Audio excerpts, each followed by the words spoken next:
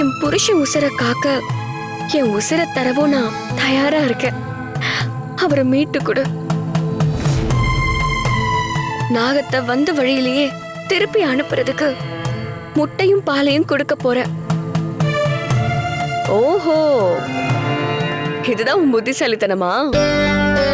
சாமி கும்பிட்டா பாம்பு விலகி உனக்கு வழி விட்டுருமா? ஏன் அறிவு கெட்டன புத்திசாலித்தனம் இதுதான். எனக்கு துணையா அம்மனை கூப்பிட்டிருக்கேன்.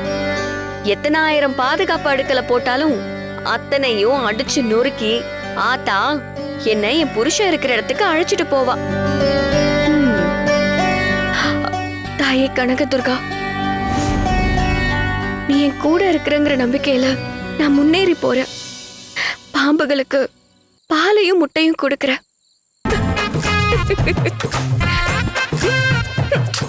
பாம்புக்கு பாலும் முட்டையும் கொடுத்து அதுங்களை திருப்பி அனுப்ப போற. உன் புத்திசாலித்தனத்தை நினைச்சா எனக்கு சிரிப்பு சிரிப்பா வருது. இங்க பாரு, இது என்னோட நம்பிக்கை. உனக்கு நம்பிக்கை இல்லனா பேசாம இரு. உன்னோட மூட நம்பிக்கைக்கு ஒரு அளவே இல்ல. இது ஒண்ணும் மூட நம்பிக்கை இல்ல, அறிவியல் உண்மை. முட்டையும் பாலும் சேரும் போது அதுல இருந்து வர வாசம் பாம்புகளுக்கு குழப்பத்தை உண்டு பண்ணும். அதோட இயற்கையான என் உடல் வாசமும் சேர்ந்து அந்த விஷக்கன்னிக்காவோட வசியத்துல இருந்து அந்த நாகங்களை வெளியேற்றும். அதனால ஒவ்வொரு பாம்பு புத்துக்கும் பாலும் முட்டையும் வைக்க போறேன். அந்த காலத்துல பாம்புகளோட இனப்பெருக்கத்தை தவிர்க்கிறதுக்காக தான் முன்னோர்கள் இதை செஞ்சாங்க. இதுதான் வழக்கம். நீ நினைக்கிற மாதிரி இது மூட நம்பிக்கை இல்ல. அடேங்கப்பா, நீ நிஜமா புத்திசாலிதான் போலயே.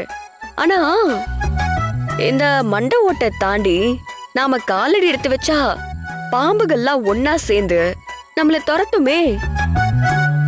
அத மீறி நீ எப்படி ஒவ்வொரு புத்துக்கும் முட்டையை உடைச்சு பால் ஊத்த போற?